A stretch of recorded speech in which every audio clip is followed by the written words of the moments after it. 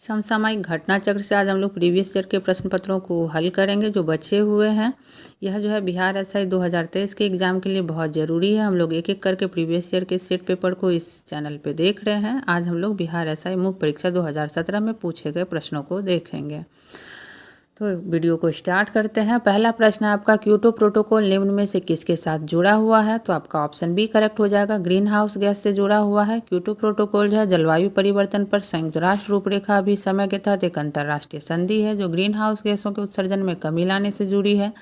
इस संधि पर दिसंबर 1997 में क्योटो जापान में हस्ताक्षर हुए थे तथा यह 16 फरवरी 2005 से प्रभावी हुई।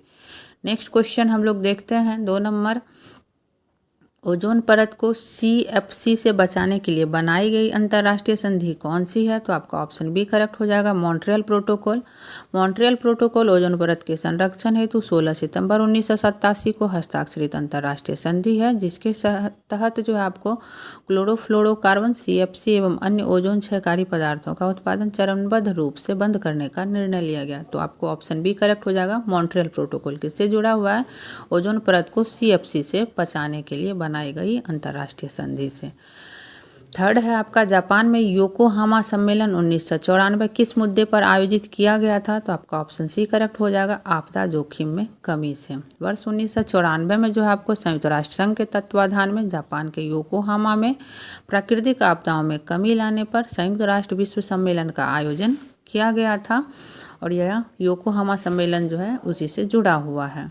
नेक्स्ट क्वेश्चन है, कलोल विद्युत संयंत्र कहाँ स्थित है? तो आपको ऑप्शन बी करेक्ट हो जाएगा, गुजरात में स्थित है और गुजरात राज्य के गांधीनगर जिले में स्थित है। तो ऑप्शन बी करेक्ट है। भारत के किस राज्य में लोनावला पावर प्लांट स्थित है? तो आपका ऑप्शन बी करेक्ट हो जाएगा, महाराष्ट्र में स्थित है और महाराष्ट्र में मुंबई के निकट पुणे जिले में वालवन लोनावला में स्थित है और यहाँ टाटा पावर द्वारा जल विद्युत संयंत्र संचालित किया जा रहा है। तो लोनावला पावर प्लांट आपका महाराष्ट्र में है। नेक्स्ट क्वेश्चन 6 नंबर है आपका, नून माटी तेल रिफाइनरी किस क्षेत्र में स्थित है? तो ऑप्शन सी करेक्ट हो जाएगा, असम में है।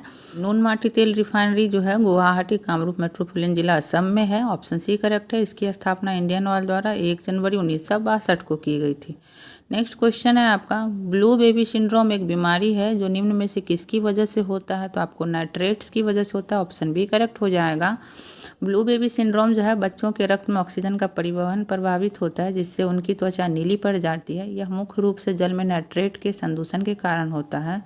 जब बच्चे को नाइट्रेट संदूषित जल पिलाया जाता है तो उसके शरीर में जो है ब्लू बेबी सिंड्रोम बीमारी हो जाती है। तो इसका ऑप्शन बी करेक्ट हो जाएगा, नाइट्रेट्स की वजह से जो आपको ब्लू बेबी सिंड्रोम होता है। नेक्स्ट क्वेश्चन हम लोग देखते हैं 8 नंबर, मेघालय की गारो हिल्स किसकी खेती के लिए जाना जाता है? तो चाय की खेती के लिए जाना जाता है और यहाँ पे ध्यान दीजिएगा कि रबर की खेती भी तेज़ी से विकास कर रहा है। 9 नंबर है, दिल्ली का सुल्तान जिसने सीरी का किला बनाया था? तो ऑप्शन बी करेक्ट हो जाएगा आपको, अलाउद्दीन खिलजी थे। दिल्ली का सीरी का किला जो है मंगोल से रक्षा करने के लिए, रक्षोपाय का मतलब ये रक्षा के लिए तौर पर खिलजी वंश के सुल्तान अलाउद्दीन खिलजी ने 1303 ईस्वी में बनवाया था। नेक्स्ट क्वेश्चन, शेरशाह सूरी का मकबरा कहाँ स्थित है? तो ऑप्शन बी करेक्ट हो जाएगा, सासाराम में स्थित है। शेरशाह सूरी का मकबरा बिहार के सासाराम में स्थित है। शेरशाह सूरी की कलिंजर के किले पर चढ़ाई के दौरान बारूद विस्फोट से 1545 ईस्वी में क्या हुआ? मृत्यु हो गया था। नेक्स्ट क्वेश्चन देखते हैं, अकबर के 1567 के अभियान के दौरान मेवाड़ का शासक कौन था? तो ऑप्शन बी करेक्ट हो जाएगा, राणा उदय सिंह थे। अकबर के जो चित्तौड़ अभियान के दौरान मेवाड़ का शासक राणा उदय सिंह था। इस युद्ध में मुगल सेना ने चित्तौड़गढ़ पर अंततः फरवरी 1567 में कब्जा कर लिया था तथा राजपूत सेनानी जयमल और फतेह सिंह फत्ता क्या हुए? वीरगति को प्राप्त हुए थे। तो अकबर के 1567 के अभियान के दौरान मेवाड़ का शासक राणा उदय सिंह था। नेक्स्ट क्वेश्चन है, निम्नलिखित पौधे में से कौन सा कीट भक्षी है? तो नेफेंथस जो है आपको कीट भक्षी पौधा है। कीट भक्षी पौधे जो होते हैं अपनी पोषण आवश्यकता विशेषकर नाइट्रोजन की पूर्ति कीटों के भक्षण से करते हैं। नेक्स्ट क्वेश्चन हम लोग देखते हैं, निम्नलिखित में से कौन मीठे पानी की मछली है? मीठे पानी या ताज़े पानी की भी मछली पूछा जाए तो आपका ऑप्शन ए करेक्ट हो जाएगा। रेहू मछली जो है आपको मीठे पानी की मछली है, ऑप्शन ए करेक्ट है। रेहू मीठे पानी की मछली है। भारत में पाई जाने वाली कुछ अन्य ताज़े पानी की मछलियाँ आपको कतला, महसीर, हिल्सा, काजुली और रानी, यह सब भी मछलियाँ जो है ताज़े पानी की मछलियाँ। नेक्स्ट क्वेश्चन है, निम्नलिखित में से कौन सा जिंक मिश्र धातु नहीं है? तो ऑप्शन डी जो है आपका बेल धातु, यह मिश्र धातु नहीं है। देखिए प्रीवियस ईयर के प्रश्न पत्र कितने जरूरी होते हैं, यह आपको 2018 में भी पूछा गया प्रश्न है, इसलिए प्रीवियस ईयर के प्रश्नों को देखना चाहिए।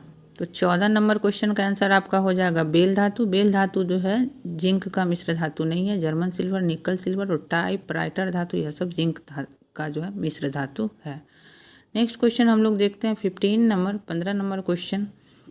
जब बैरोमीटर में दबाव जो है 76 सेंटीमीटर से कम होता है तो पानी का क्वथनांक होता है। तो आपका ऑप्शन सी सही हो जाएगा, 100 सेल्सियस से कम होता है। ऑप्शन सी करेक्ट है। बैरोमीटर में दबाव 76 सेंटीमीटर होने पर पानी का क्वथनांक 100 डिग्री सेल्सियस होता है और वायु दाब घटने पर पानी का क्वथनांक घट जाता है। अतः बैरोमीटर में दबाव 76 सेंटीमीटर से कम होने पर पानी का क्वथनांक 100 डिग्री सेल्सियस से कम होगा। नेक्स्ट क्वेश्चन है, राज्यसभा की बैठक करने के लिए कोरम क्या है? तो 25 सदस्य होंगे। ऑप्शन बी करेक्ट है। संविधान के अनुच्छेद 103 के अनुसार जब तक संसद विधि द्वारा अन्यथा उपबंध न करे तब तक संसद के प्रत्येक सदन का अधिवेशन गठित करने के लिए गणपूर्ति सदन के सदस्यों की कुल संख्या का 10वां भाग होगी। और वर्तमान में जो आपको राज्यसभा की कुल सदस्य संख्या 245 है, तो जब आप लोग इसका 10% निकालिएगा तो 25 सदस्य निकल जाएंगे। 17 है, निम्नलिखित में से कौन भारत की पंचवर्षीय योजना से जुड़ा है? तो पीसी महालनोबिस जो है आपको पंचवर्षीय योजना से जुड़े हैं।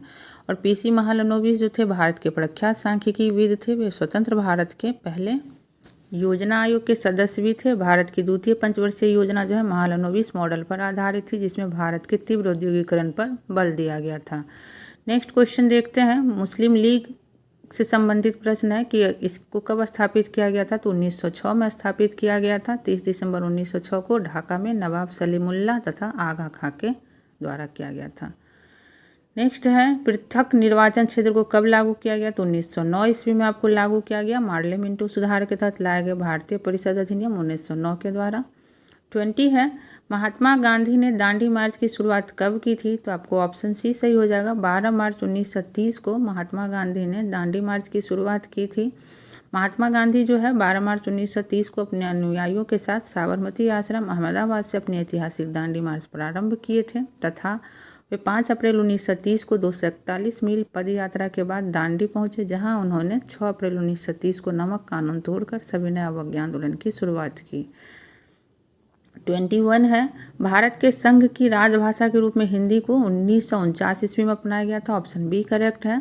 14 सितंबर 1949 को भारत की संविधान सभा द्वारा भारत संघ की राजभाषा के रूप में हिंदी को अपनाया गया था। 26 जनवरी 1950 से लागू भारत के संविधान के अनुच्छेद 343(1) के तहत देवनागरी लिपि में हिंदी को भारत संघ की राजभाषा घोषित किया गया। इसी कारण हम लोग 14 सितंबर को जो है हिंदी दिवस मनाते हैं। तो आपका 21 का जो है करेक्ट आंसर बी हो जाएगा, 1949। स्वराज के लिए आवाज़ उठाने वाले पहले व्यक्ति दयानंद सरस्वती थे। ऑप्शन बी करेक्ट हो जाएगा।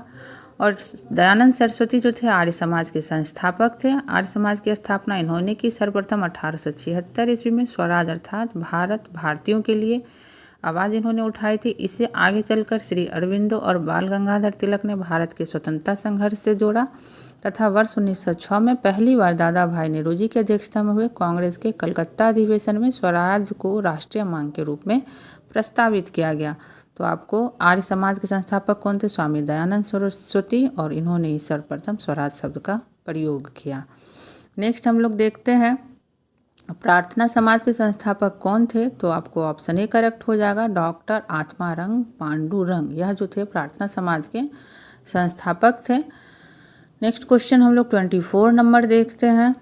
1813 के चार्टर एक्ट में निम्नलिखित में से कौन सा प्रावधान नहीं था? तो पूछा जा रहा है कि नीचे दिए गए प्रावधानों में से कौन सा प्रावधान नहीं था। तो ईस्ट इंडिया कंपनी का वाणिज्यिक एकाधिकार पूरी तरह से समाप्त हो गया था। यह जो है 1813 के चार्टर एक्ट में प्रावधान नहीं था, बाकी सभी जो थे। निम्नलिखित में से कौन संविधान सभा के पहले अध्यक्ष थे? तो आपको ऑप्शन ए करेक्ट हो जाएगा। डॉक्टर सच्चिदानंद सिन्हा जो थे संविधान सभा के पहले अध्यक्ष थे। और संविधान सभा की प्रथम बैठक आपको 9 दिसंबर 1946 को हुई, जिसमें डॉक्टर सच्चिदानंद सिन्हा को सभा का अस्थायी अध्यक्ष चुना गया था। और 11 दिसंबर 1946 को जो बैठक हुई उसमें डॉक्टर राजेंद्र प्रसाद को अस्थायी अध्यक्ष चुना गया था। तो संविधान सभा के पहले अध्यक्ष आपको सच्चिदानंद सिन्हा थे। भारत के निम्नलिखित में से किस राज्य में द्विसदनीय विधायिका नहीं है? तो ऑप्शन ए करेक्ट हो जाएगा। पंजाब में जो है आपको द्विसदनीय विधायिका नहीं है। बाकी आपको उत्तर प्रदेश, बिहार, कर्नाटक, महाराष्ट्र, आंध्र प्रदेश एवं तेलंगाना में है।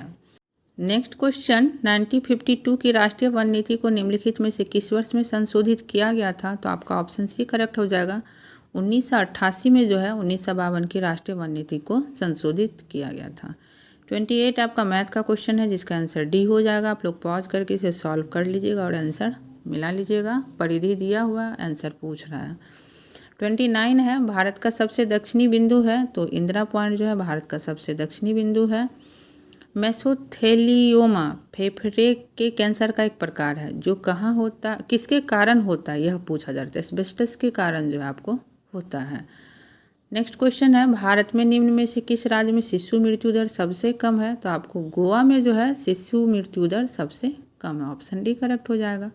भारत के किस राज्य में 2011 की जनगणना के अनुसार देश में सबसे कम जनसंख्या घनत्व है? तो अरुणाचल प्रदेश में आपको जनसंख्या घनत्व जो है 2011 की जनगणना के अनुसार सबसे कम है। अगर जनसंख्या घनत्व की बात करें तो अरुणाचल प्रदेश में जो है आपको प्रति वर्ग किलोमीटर मात्र 17 व्यक्ति है, जबकि गोवा का जनसंख्या घनत्व आपको 394 है और छत्तीसगढ़ का 189 तथा त्रिपुरा का 350 है। नामदफा राष्ट्रीय उद्यान किस राज्य में स्थित है? तो आपको ऑप्शन सी सही हो जाएगा। अरुणाचल प्रदेश में जो है आपको नामदफा राष्ट्रीय उद्यान स्थित है। ऑप्शन सी करेक्ट आंसर है। नामदफा राष्ट्रीय उद्यान अरुणाचल प्रदेश राज्य के चांगलांग जिले में अवस्थित है। 1807.82 वर्ग किलोमीटर क्षेत्र वाले इस राष्ट्रीय उद्यान को वर्ष 1983 में स्थापित किया गया था। यह पूर्वी हिमालय जैव विविधता हॉटस्पॉट का भाग है। 34 है, भारत में निम्नलिखित में से कौन एक संवैधानिक निकाय है? तो ऑप्शन सी सही हो जाएगा। वित्त आयोग जो है आपको एक संवैधानिक निकाय है। नेक्स्ट क्वेश्चन है, निम्नलिखित में से कौन सा कथन जो है लोकसभा के बारे में सही है? तो आपका ऑप्शन सी जो है सही है। भारत के राष्ट्रपति द्वारा एंग्लो इंडियन समुदाय के 2 सदस्यों को नामित किया जाता है। ये आपका गलत है क्योंकि यह ऊपरी सदन नहीं निचली सदन है और सदन की अधिकतम संख्या 550 है, 545 नहीं। तो बी भी गलत। और लोकसभा के सदस्य 4 वर्ष के लिए नहीं 5 वर्ष के लिए अपनी सीट रखते हैं। नेक्स्ट हम लोग देखते हैं क्वेश्चन, IMF के संबंध में निम्नलिखित में से कौन सा कथन सही है? तो आपका ऑप्शन सी जो है IMF के संबंध में सही है। यह सदस्य देशों को वित्त पोषण देता है। यह करदा ए और बी जो है गलत है आपका, लेकिन सी बिल्कुल ही सही है। यह सदस्य देशों को वित्त पोषण देता है। इसकी व्याख्या हम लोग देख लेते हैं तो क्लियर हो जाएगा। IMF का मुख्यालय जो है आपका कहाँ है? वाशिंगटन DC में स्थित है। यह 190 सदस्य देशों का संगठन है जो अपने सदस्य देशों को भुगतान संतुलन की प्रतिकूल स्थिति के प्रबंधन हेतु वित्त पोषण प्रदान करता है। 37 क्वेश्चन है, मुगल राजकुमारी गुलबदन बेगम ने हुमायूं नामा किसके अनुरोध पर लिखा? तो इन्होंने अकबर के अनुरोध पर हुमायूं नामा लिखा। किन्होंने? तो गुलबदन बेगम ने। विश्व जल दिवस प्रतिवर्ष कब मनाया जाता है? तो आपको 22 मार्च को जो है विश्व जल दिवस प्रतिवर्ष मनाया जाता है। विश्व जल दिवस प्रतिवर्ष 22 मार्च को मनाया जाता है। वर्ष 2022 में इस दिवस का केंद्रीय विषय मीन्स थीम था ground water making the invisible. यह दिवस 1993 से संयुक्त राष्ट्र संघ के तत्वाधान में प्रतिवर्ष मनाया जाता है।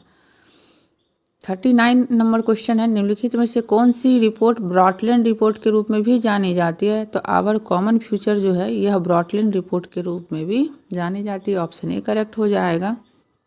इसकी व्याख्या देखते हैं। World commission on environment and development WCED का गठन कब हुआ? दिसंबर 1983 में ग्रो हार्लेम ब्रॉटलैंड की अध्यक्षता में किया गया था।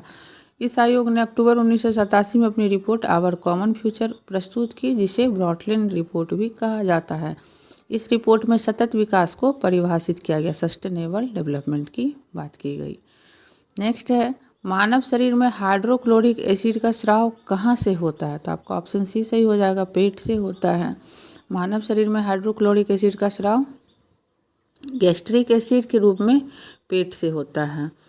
यह वयस्क मानव शरीर में भोजन के पाचन हेतु प्रतिदिन लगभग 1.5 लीटर गैस्ट्रिक एसिड का स्राव करता है।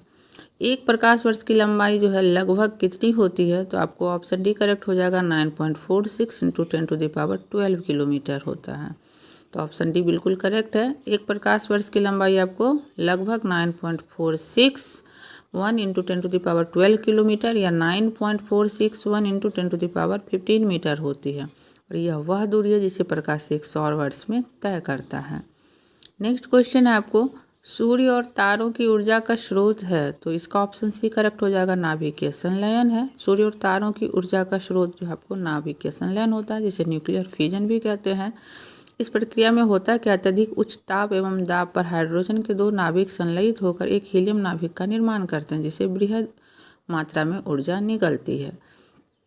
43 क्वेश्चन देखते हैं हम लोग, रविन्द्रनाथ टैगोर ने किसके विरोध में ब्रिटिश नाइटहुड को त्याग दिया, तो ऑप्शन बी करेक्ट हो जाएगा, जलियांवाला बाग हत्याकांड के विरोध में उन्होंने अपने ब्रिटिश नाइटहुड की जो उपाधि थी उसका परित्याग कर दिया, मतलब उसे वापस कर दिया था।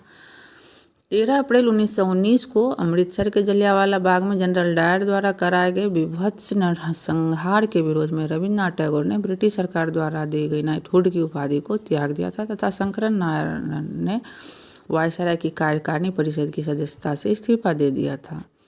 जैन धर्म के 23वें तीर्थकर कौन थे, तो पार्श्वनाथ जो थे आपको जैन धर्म के 23वें तीर्थकर थे। जैन धर्म के 23वें तीर्थकर पार्श्वनाथ थे। ये काशी के राजा अश्वसेन के पुत्र थे। इनके अनुयायी को निग्रंथ कहा जाता था। नेक्स्ट क्वेश्चन है, विश्व व्यापार संगठन का मुख्यालय कहाँ स्थित है, तो आपका ऑप्शन बी करेक्ट हो जाएगा, जेनेवा में स्थित है। विश्व व्यापार संगठन का मुख्यालय जेनेवा में। इसकी व्याख्या देखते हैं। विश्व व्यापार संगठन की स्थापना गेट के स्थान पर अंतर्राष्ट्रीय व्यापार के नियमन हेतु मार्केज समझौते के तहत कब हुआ, 1 जनवरी 1995 को की गई, जिसका मुख्यालय जेनेवा स्विट्जरलैंड में स्थित है। निम्नलिखित में से कौन गुप्त के प्रमुख गणितज्ञ खगोलविदों में से पहला था, तो आर्यभट्ट जो थे गुप्त के प्रमुख गणितज्ञ खगोलविदों में से पहले थे। ऑप्शन सी करेक्ट हो जाएगा। गुप्त युग के प्रमुख गणितज्ञ खगोलविदों में आपको आर्यभट्ट और वारामिहिर शामिल थे। इनमें आर्यभट्ट का जन्म 5वीं शताब्दी, वारामिहिर का जन्म 6वीं शताब्दी से पूर्ववर्ती थे। आर्यभट्ट ने ही सर्वप्रथम बताया कि पृथ्वी गोल है और अपनी धुरी पर घूमती है। इन्होंने पाई के मान और सौर वर्ष की सही गणना भी की थी। किन्होंने, तो आर्यभट्ट ने। नेक्स्ट क्वेश्चन, कथा सरिता सागर के लेखक कौन है, तो कथा सरित सागर के लेखक आपको सोमदेव हैं। कौन है, तो सोमदेव है। ऑप्शन सी करेक्ट हो जाएगा, जिसकी रचना उन्होंने 11वीं शताब्दी में संस्कृत भाषा में की थी और कश्मीर के शासक अनंत के समकालीन शैव ब्राह्मण थे। 48 नंबर क्वेश्चन है आपका, भारतीय राष्ट्रीय कांग्रेस का पूर्ण स्वराज प्रस्ताव कब पारित किया गया, तो ऑप्शन बी करेक्ट हो जाएगा, 1929 में। भारतीय राष्ट्रीय कांग्रेस द्वारा पूर्ण स्वराज का प्रस्ताव 1929 में पारित किया गया। भारतीय राष्ट्रीय कांग्रेस की पहली भारतीय महिला अध्यक्ष कौन थी, तो ऑप्शन सी करेक्ट हो जाएगा, सरोजनी नायडू जो थी पहली भारतीय महिला अध्यक्ष थी। भारतीय राष्ट्रीय कांग्रेस की पहली भारतीय महिला अध्यक्ष आपको सरोजनी नायडू थी और यह कब बनी थी, तो 1925 में आपको कांग्रेस के कानपुर अधिवेशन में निर्वाचित हुई थी। भारतीय राष्ट्रीय कांग्रेस की पहली महिला अध्यक्ष आयरिश महिला एनी बेसेंट थी। कब, तो 1917 के कलकत्ता अधिवेशन में। अगर भारतीय पूछा जाए तो सरोजनी नायडू और पहली तो एनी बेसेंट। भारत के परमाणु ऊर्जा आयोग की स्थापना की गई आपको 1948 ईस्वी में। ऑप्शन ए करेक्ट है। भारत के परमाणु ऊर्जा आयोग की स्थापना तत्कालीन वैज्ञानिक अनुसंधान विभाग के तहत वर्ष 1948 में की गई थी। वर्ष 1954 में से परमाणु ऊर्जा विभाग के तहत लाया गया। मौलिक अधिकार जो केवल भारतीय नागरिकों के लिए उपलब्ध हैं, तो आपका ऑप्शन डी करेक्ट हो जाएगा, क्योंकि अनुच्छेद 15, 19, 16, 29 यह सभी अनुच्छेद जो है भारतीय नागरिकों को उपलब्ध हैं।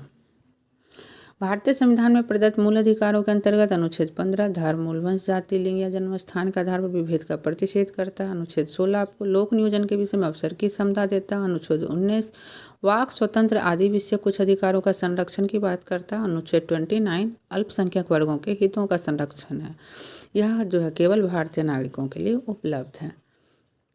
1937 में कांग्रेस की सरकार कितने प्रांतों में बनी, तो आपका ऑप्शन बी करेक्ट हो जाएगा, 6 प्रांतों में जो है बनी थी। 1937 में 6 प्रांतों में कांग्रेस की सरकार बनी थी। नेक्स्ट आपका सौर मंडल के किस ग्रह को वैक्यूम क्लीनर कहा जाता है, तो ऑप्शन ए करेक्ट हो जाएगा, बृहस्पति को जो है आपको वैक्यूम क्लीनर कहा जाता है, क्योंकि यह अपने शक्तिशाली गुरुत्वाकर्षण के कारण बहुत से क्षुद्र ग्रहों, उल्कापिंडों एवं धूमकेतुओं को अपनी ओर खींच लेता है, जिससे अन्य ग्रह इनकी टक्कर से बच जाते हैं। 54 है, नेफा का संक्षिप्त नाम क्या है, तो आपका ऑप्शन ए करेक्ट हो जाएगा, नॉर्थ ईस्ट फ्रंटियर एजेंसी। नेफा का संक्षिप्त नाम है आपको नॉर्थ ईस्ट फ्रंटियर एजेंसी। और यह जो है ब्रिटिश भारत में north east frontier tract NEFT के नाम से तथा तत्पश्चात स्वतंत्र भारत में जो है उत्तर पूर्वी भाग में राजनीतिक इकाई थी, जिसे वर्ष 1972 में अरुणाचल प्रदेश के संघ राज्य क्षेत्रों के रूप में पुनर्सीमांकित किया गया। वर्ष 1987 में अरुणाचल प्रदेश को पूर्ण राज्य का दर्जा दिया गया।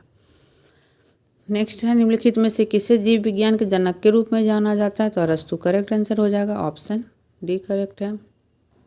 और यह कहाँ के दार्शनिक थे? तो ग्रीक के दार्शनिक थे। इन्हें जीव विज्ञान के जनक के रूप में जाना जाता है। नेक्स्ट है, दक्षिण भारत की सबसे ऊंची चोटी है? तो ऑप्शन बी करेक्ट हो जाएगा, अनाई मुडी की पहाड़ी जो है आपको दक्षिण भारत की सबसे ऊंची चोटी है। नेक्स्ट है, निम्नलिखित में से कौन भारतीय रिजर्व बैंक का कार्य नहीं है? तो ऑप्शन सी और डी जो है रिजर्व बैंक का कार्य नहीं है। आम लोगों से ब्याज प्राप्त करना, मूल्यवान वस्तुओं की बिक्री, यह दोनों कार्य जो है रिजर्व बैंक का नहीं है। सरकारी प्रतिभूति की खरीद और सरकार को ऋण देना यह तो कार्य है, लेकिन सी और डी जो है कार्य नहीं है। सरकारी प्रतिभूतियों को खरीद एवं बिक्री तथा सरकार को ऋण उपलब्ध कराना रिजर्व बैंक के कार्यों में शामिल है, जबकि आम लोगों से ब्याज प्राप्त करना या मूल्यवान वस्तुओं की बिक्री इसके कार्य नहीं है। 58, क्रिकेट का बल्ला किस लकड़ी से बनता है? तो आपको विलो की लकड़ी से जो है क्रिकेट का बल्ला बनता है। क्रिकेट का बल्ला विलो वृक्ष की लकड़ी से बनता है। इसे विशिष्ट रूप से व्हाइट विलो की एक प्रजाति से बनाया जाता है। नेक्स्ट क्वेश्चन हम लोग देखेंगे 59 नंबर, ऊर्जा का पिरामिड हमेशा होता है? तो हमेशा सीधा होता है। ऊर्जा का पिरामिड हमेशा सीधा होता है। इसकी व्याख्या देखते हैं। ऊर्जा का पिरामिड किसी पारिस्थितिकी तंत्र की खास श्रृंखला में पोषण स्तरों के मध्य एक पोषण स्तर से दूसरे पोषण स्तर में ऊर्जा के प्रवाह को प्रदर्शित करता है। ऊर्जा का पिरामिड सदैव सीधा होता है, क्योंकि प्रत्येक पोषण स्तर से ऊर्जा के स्थानांतरण के दौरान ऊर्जा का ह्रास होता जाता है। इसलिए जो है ऊर्जा का पिरामिड आपको हमेशा सीधा होता है। भारतीय कमल का वैज्ञानिक नाम है? तो नेलेम्बो न्यूसीफेरा, यह जो है भारतीय कमल का वैज्ञानिक नाम है। ऑप्शन ए करेक्ट है। और इसे क्या कहते हैं हम लोग? भारत के राष्ट्रीय पुष्प के नाम से भी जानते हैं। नेशनल फ्लावर क्या है? तो कमल है।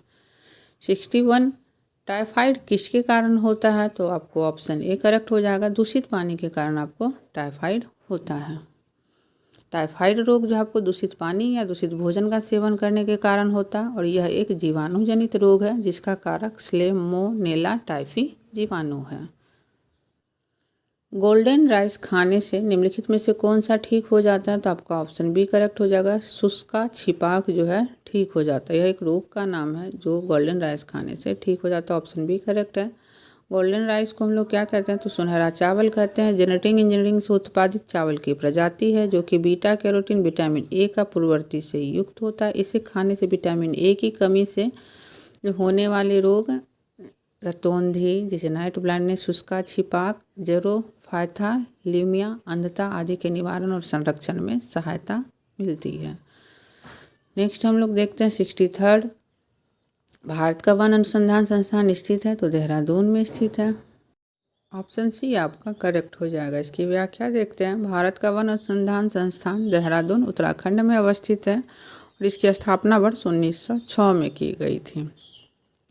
64, लाल सिंधी किसकी एक विख्यात नस्ल है? तो आपको ऑप्शन ए करेक्ट हो जाएगा, गाय का जो है एक विख्यात नस्ल है।